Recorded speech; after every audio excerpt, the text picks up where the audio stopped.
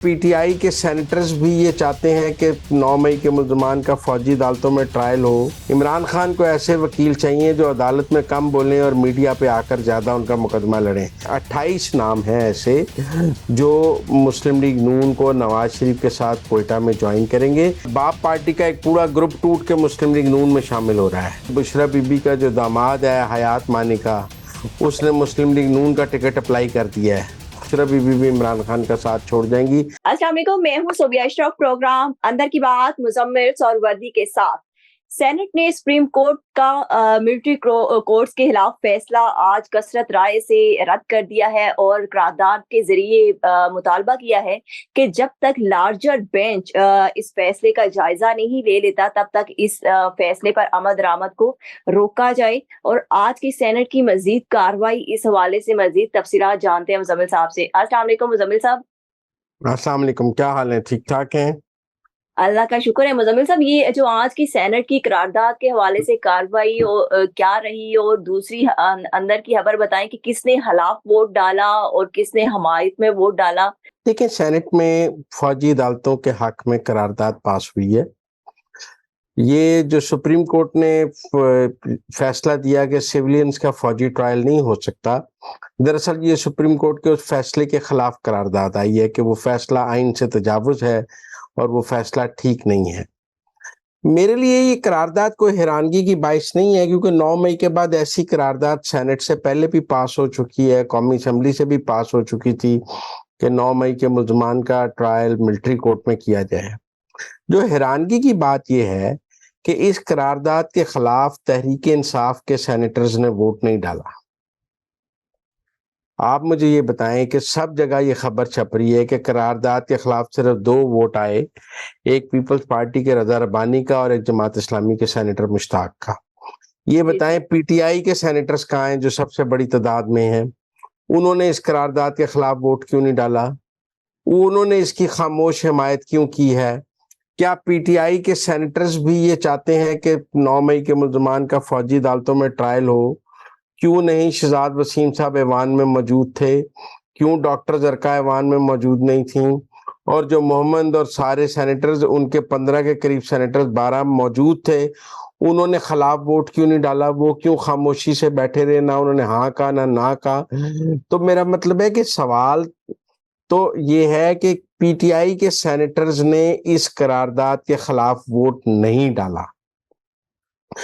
PTI के senators की खामोश हमायत हासिल थी मिलिट्री कोर्ट्स के हक में सेनेट की करारदाद को। पीपल पार्टी के सेनेटर्स ने डाला, अकेले रजा रब्बानी की मुखालफत कोई मैटर नहीं करती, जमात इस्लामी का सेनेटर ही एक है। बाप पार्टी के सेनेटर्स ये करारदाद लेके आए थे, नून लीग ने भी इसके हक में वोट डाला, और ये सब जमातें पहले भी इस करारदाद के हक में वोट डाल चुकी हैं। जो बात समझने वाली है वो ये है कि पीटीआई जो सेनेट की एक बड़ी जमात है, सेनेट सबसे ज्यादा सेनेटर्स पीटीआई के हैं, उसके सेनेटर्स ने इस करारदाद के खिलाफ वोट नहीं डाला है। वो या तो ऐवान से पतली गली से गायब हो गए करारदाद आने से पहले, या जो ऐवान में मौजूद थे वो भी खामोशी से बैठे रहे, किसी ने उसके खिलाफ नो कहने की जुर्रत नहीं की। तो इससे आप तहरीक इंसाफ के सेनेटर्स का अंदाजा लगा सकते हैं कि वैसे तो शहजाद वसीम साहब बड़ी सेनेट में तकरीरें करते हैं, हमें लगता है कि बड़े मर्द मुजाहिद हैं, और अली जफर साहब को अब सेनेट में पार्लिमानी पार्टी का लीडर बना दिया है, और डॉक्टर जरका की जुबान नहीं रुकती, और सारे जो सेनेटर्स हैं वो बोल बोल के गला फाड़ फाड़ के जो है वो टीवी पे नजर आते हैं। लेकिन आज जब मिलिट्री कोर्ट की करारदाद आई है तो इनमें से किसी के मुंह से एक लफ्ज नहीं निकला। तो इसलिए मुजम्मिल साहब, खौफ की वजह से या फिर ये वो पीटीआई के लोग हैं जिनके हवाले से मुस्लिम लीग नून कहती है कि जो मुफाहमाना पॉलिसी रखने वाले हैं, सारे मुफाहमत की राह सारे अपनाने वाले हैं, पीटीआई में उनके साथ जो है वो इल्हाक हो सकता है। 100% सेनेटर्स खौफ में है, 100% सेनेटर्स मुफाहमत करना चाहते हैं। तो फिर इमरान खान कहाँ खड़ा है? जिसके सारी सेनेट जो है वो इस वक्त इस करारदाद के आगे वोट, जिसने मुखालफत में वोट नहीं डाला, खामोशी भी हमायत होती है, नीम रजाबंदी होती है। तो इसका मतलब है कि पीटीआई की तो सारी पार्लिमानी पार्टी ये चाहती है सेनेट की कि 9 मई के मुल्जमान का मिलिट्री कोर्ट में ट्रायल किया जाए। तो ये जो सुप्रीम कोर्ट के जजेस ने इमरान खान की दरखास्त पे फैसला किया है, वो इमरान खान के सेनेटर्स का रवैया तो देख लें कि वो सेनेट में इस करारदाद के खिलाफ वोट डालने के लिए तैयार नहीं है, तो आप किसके साथ खड़े हैं? वो तो कह रही हैं इनका मिलिट्री कोर्ट में ट्रायल करें। तो इसलिए बाकी तो सब आ गया कि जी सेनेट में मतलब वो कहेंगे हम शोधा की फैमिलीज के साथ खड़े हैं। कौन कौन शोहदा की फैमिली पीटीआई के के साथ जो खड़े हैं? आज खामोश सेनेटर्स बैठे रहे हैं, तो फिर ठीक है, अगर हम शोहदा के क्योंकि साथ खड़े होने करारदाद के में भी तो यही लिखा गया था। करारदाद में तो ये लिखा गया है कि सुप्रीम कोर्ट का जी फैसला जी। आइन से तजावुज है। करारदाद में तो ये लिखा गया है कि सिविलियंस का ट्रायल मिलिट्री कोर्ट में होना चाहिए। तो इस सबको उन्होंने खामोश हिमायत की है ना, खाली शोहदा वाली बात तो नहीं लिखी गई। तो फिर 9 मई के मुल्जमान के मिलिट्री कोर्ट के ट्रायल के हक में या उसकी पीटीआई के सेनेटर्स ने आज खामोश हिमायत कर दी है। खबर तो ये होनी चाहिए, कहाँ है एक सेनेटर पीटीआई का उठ के उसने कहा है कि मैं रजा रबानी और सेनेटर मुश्ताक के साथ खड़ा होकर इसके खिलाफ वोट डालता हूं? ऐवान में मौजूद थे उनके 12-15 सेनेटर्स, एक ने भी नहीं उठ के जुर्रत की। और ये जो लीडर बनते हैं सेनेट में वो सारे पतली गली से गायब हो गए करारदाद का सुन के ही। तो अच्छा मुजम्मिल इसलिए साहब, करारदाद में ये भी कहा गया है कि फैसले में कानूनी अबहाम है और उस पर नजरसानी की जाए, और ये भी कहा गया है कि मिलिट्री कोर्ट्स के खिलाफ फैसले से दहशतगर्दी को फरोग मिलेगा। दहशतगर्दी को फरोग मिल, बिल्कुल सही बात है। देखिए वो तो गवर्नमेंट का एक बड़ा स्टैंडर्ड व्यू है कि ये फैसला खत्म होना चाहिए। गवर्नमेंट ने इसके खिलाफ अपील दायर की है। मेरी जाती तौर पे ये राय है कि अगर ये फैसला सुप्रीम कोर्ट से टर्न डाउन नहीं भी होता, तो जब नई पार्लियामेंट आएगी तो वो एक आईनी तरमीम करके 9 मई के मुल्जमान का ट्रायल तो मिलिट्री कोर्ट में कर देगी। उसके अलावा फौज का ये मौकफ है कि जो लोग बॉर्डर क्रॉसिंग में पकड़े जाते हैं, दहशतगर्द या जासूस, वो भी सिविलियन होते हैं। इससे पहले तो उनका मिलिट्री कोर्ट में ट्रायल होता था, लेकिन उसके अब उनका भी क्या आम अदालतों में ट्रायल होगा, उनका मिलिट्री कोर्ट में ट्रायल नहीं हो सकता। तो जो जासूस हैं और जो इस तरह दहशतगर्द बॉर्डर क्रॉसिंग में पकड़े जाते हैं, तो फैसले में बहुत से इबाम मौजूद हैं। तो अगर तो सुप्रीम कोर्ट ने अपील में इसको ठीक कर दिया तो ठीक है, वरना मेरा ख्याल में ये जो आज की सेनेट की करारदाद है, ये आपको नजर आना चाहिए कि जब 8 फरवरी के बाद नई पार्लियामेंट वजूद में आएगी तो वो पार्लियामेंट जो है वो एक 2/3 अक्सरियत से ऐसी तरमीम कर देगी कि 9 मई के मुल्जमान का और दूसरे सिविलियंस का मिलिट्री कोर्ट में ट्रायल हो सके। ये फैसला खड़ा नहीं रहेगा। जस्टिस काजी फायज ईसा इसको फिर कलअदम करार दे देंगे चीफ जस्टिस? मुझे नहीं लगता देंगे, लेकिन पार्लियामेंट से जरूर कलअदम हो जाएगा। अगर फुल कोर्ट बनता है, उसकी क्या राय बनती है मैं उस पर प्रिडिक्ट नहीं करना चाहता, लेकिन पार्लियामेंट जरूर ये आइन बना देगी, आइन में तरमीम करके कह देगी कि इनका सिविलियंस का ट्रायल होना चाहिए। अच्छा मुजम्मिल साहब, इसमें एक और बड़ी हैरानकुन खबर है। वक्त कैसे बदलता है। ख्वाजा हारिस जो सीनियर वकला हैं रहे हैं इमरान खान के तोशाखाना और नैब तरामीम केस में, वो अब डिफेंस मिनिस्ट्री की तरफ से इमरान खान के खिलाफ मिलिट्री कोर्ट्स में केस लड़ेंगे। देखिए वो मिलिट्री कोर्ट के मुकदमे में तो इमरान खान के वकील नहीं थे ना, उन्होंने वहां तो इमरान खान की कोड ऑफ कॉन्डक्ट के तहत तो वो कर सकते हैं। वो मिलिट्री कोर्ट्स के केस में इमरान खान के वकील नहीं थे, तो लिहाजा वो दूसरी तरफ के वकील हो सकते हैं। और जो वकला का कोड ऑफ कॉन्डक्ट है वो उनको इस बात की इजाजत देता है। वैसे भी ख्वाजा हारिस साहब जो हैं वो नाराज हैं इमरान खान से, और उन्होंने उनके बहुत सारे केसेस छोड़ दिए हुए हैं, क्योंकि ये जो नई टीम आई थी पंजोथा वगैरह और मरवत, वो ख्वाजा हारिस का ये मौकफ है कि हमारा काम अदालतों में अपने साइल का मुकदमा लड़ना है, हमें उनके लिए प्रेस टॉक नहीं करनी चाहिए। इमरान खान को ऐसे वकील चाहिए जो अदालत में कम बोलें और मीडिया पे आकर ज्यादा उनका मुकदमा लड़ें। देखिए ना आजकल उनके जो वकील हैं वो अदालतों में तो उनके केस कम लड़ रहे हैं, टॉक शोज में ज्यादा लड़ रहे हैं। ख्वाजा हारिस ने जब नवाज शरीफ का केस भी लड़ा था तो उन्होंने नवाज शरीफ के हक में कभी प्रेस टॉक नहीं की थी। वो कहते हैं कि ये वकील का काम नहीं है कि वो आकर मीडिया पे अपने साइल का दिफा करे, वो मीडिया साइल खुद करे। वकील का काम सिर्फ अदालत में मुकदमा लड़ना है।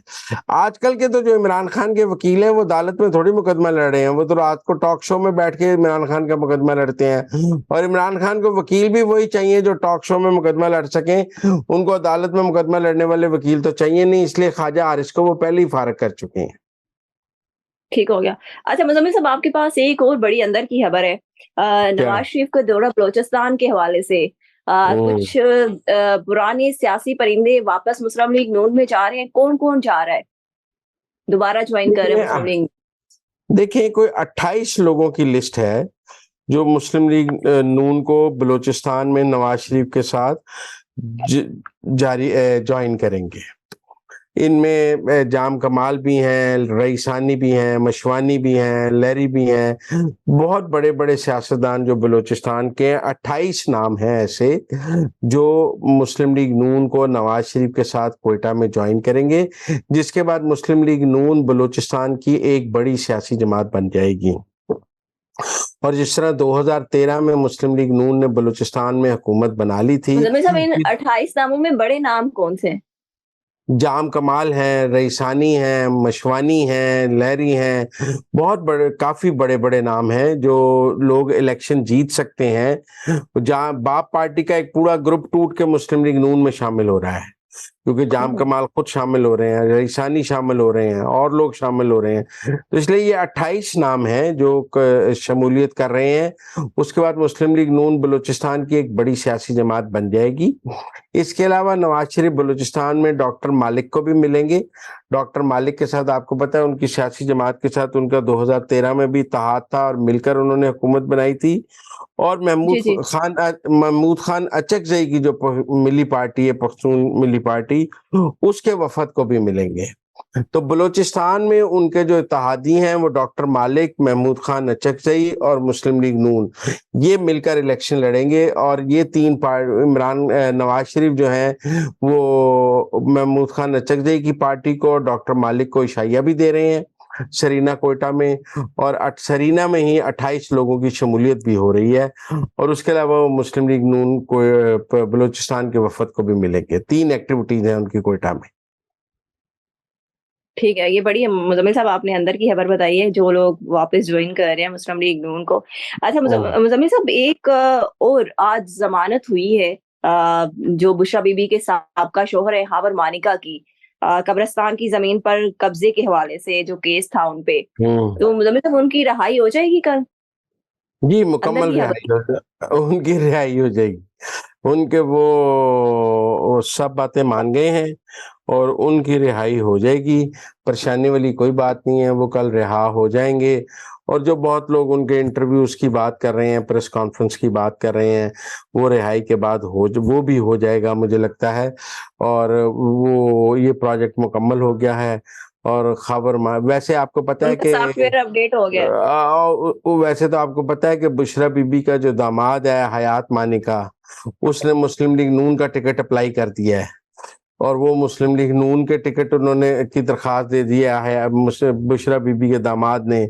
और खावर मानिका भी लगता है बुशरा बीबी के साथ नहीं होंगे। मुझे लगता है बुशरा बीबी भी इमरान खान का साथ छोड़ जाएंगी। लेकिन हमने बहुत कम इस पे कमेंट किया आज तक। बहुत सारे लोग तो बहुत पूरे पूरे टॉक मतलब शो ये बड़ी अंदर की खबर है कि दामाद जो है बुशरा बीबी का, उसने मुस्लिम लीग नून का टिकट ले लिया। वो टिकट को अप्लाई किया हयात मानिका ने। और खावर मानिका साहब का जो है सॉफ्टवेयर वो चंद दिनों में आपको बोलता नजर आएगा और शानदार बोलता नजर आएगा। ठीक होगा। अच्छा मुज़म्मिल साहब, अल-कादर ट्रस्ट केस में आज बुशरा बीबी की नैब में पेशी भी हुई। 48 मिनट जो है उनसे पूछताछ हुई। 11 सवालात भी उनसे जो है वो उन्हें लिस्ट दी गई 11 सवालात की। और आज इमरान खान की अल-कादर ट्रस्ट केस में गिरफ्तारी भी हो गई है अडियाला जेल में। तो मुज़म्मिल साहब, आगे क्या होगा? क्या बुशरा बीबी की भी गिरफ्तारी अल-कादर ट्रस्ट केस में जल्दी हो रही है? ये बुशरा बीबी की गिरफ्तारी भी ऑन द कार्ड्स है।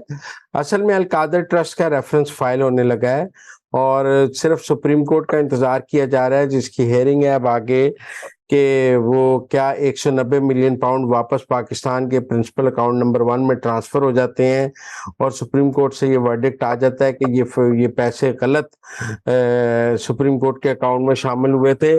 एक दफा वो आ गया तो उसके बाद जो है वो ये रेफरेंस फाइल हो जाएगा और मुझे लगता है कि इस रेफरेंस का फैसला इलेक्शन से पहले हो जाएगा और इसमें भी इमरान खान साहब को 7 साल कैद, बुशरा बीबी को भी कैद इलेक्शन से पहले ही हो जाएगी। ठीक है। ये भी बड़ी हम्म। अपने अंदर की खबर बताई है कि इलेक्शन से पहले ही बुशरा बीबी को सज़ा हो जाएगी। अच्छा मुज़म्मिल साहब, आपने एक बड़े सूबाई जो वज़ीर थे एमपीए पीटीए की तरफ से बड़े वो एक्टिव भी थे सियासत में और उनका बड़ा अहम किरदार भी था तहरीक-ए-इंसाफ में। अली अफ़ज़ल साई उनके हवाले से आपने बड़ी खबरें भी दी और बड़ी ब्रेकिंग न्यूज़ भी आपने दी थी। मुज़म्मिल साहब, आज उनका नाम ईसीएल से निकाल दिया गया है और स्टाफ लिस्ट से भी निकाल दिया गया है। अब उन पर कोई सफरी पाबंदी नहीं रही। तो ये किस डील के नतीजे में तय पाया? मुझे लगता है वो पाकिस्तान से जा रहे हैं और वो अगला इलेक्शन नहीं लड़ेंगे। उनके साथ ये सेटलमेंट हो गई है कि वो इलेक्शन मिस करेंगे। उनके ऊपर फैसलाबाद में आईएसआई के दफ्तर पर हमले का इल्ज़ाम था, लेकिन आपको पता है वो पंजाब के मुर्शिद हैं, वो पंजाब में चीफ जस्टिस के दामाद हैं, लिहाजा उनके साथ वो सलूक तो नहीं हुआ जो 9 मई के बाकी मुल्ज़मान के साथ हुआ है।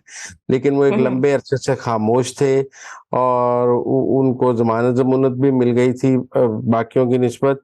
लेकिन मुझे लगता है कि अब सेटलमेंट यही है कि वो पाकिस्तान से जा रहे हैं और वो इलेक्शंस पर पाकिस्तान में नहीं होंगे। लंबी सियासी खामोशी इख्तियार कर रहे हैं। जी, जी। मौजूदा इलेक्शन के लिए तो खामोशी कर रहे हैं। ठीक हो गया। Thank you so much Muzammil साहब कि आपने हमें अंदर की खबरों से बाखबर किया। मुज़म्मिल साहब के मुताबिक अली अफ़ज़ल साई मुल्क से बाहर जा रहे हैं और एक लंबी सियासी खामोशी इख्तियार कर रहे हैं और 2024 के इलेक्शन में वो इलेक्शन में हिस्सा नहीं लेंगे। इसके साथ ही मुझे इजाज़त है। अल्लाह हाफ़िज़।